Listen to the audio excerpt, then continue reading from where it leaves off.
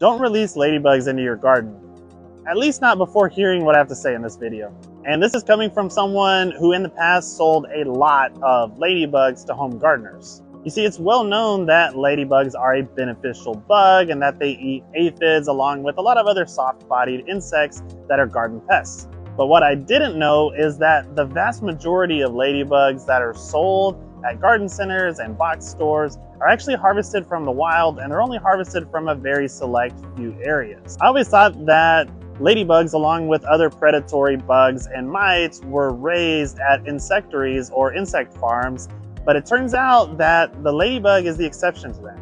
So that's the first moral dilemma you may run into with ladybugs is, are you okay with the fact that there are people going up and finding these ladybugs on top of mountains when they're hibernating and scooping them up and then keeping them in an artificial hibernation until they're ready to package them and ship them out to stores to sell?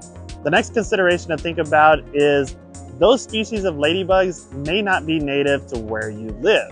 You see, there are hundreds of different species of ladybugs, and they are all over North America. And so you do have native ladybugs that live near you, and bringing in other ones may actually directly compete with the native ladybugs near you.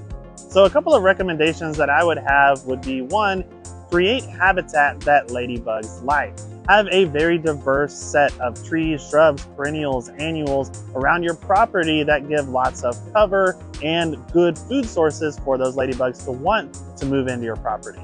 And the next consideration would be to make sure that you are very careful with what you spray around your house. A lot of people will get a spray that's designed for killing mosquitoes, not thinking about that they're also going to be killing any ladybugs that may be trying to move on the property. And another alternative to releasing ladybugs would be potentially to release green lacewings, and especially in their larval form are very voracious predators to aphids as well.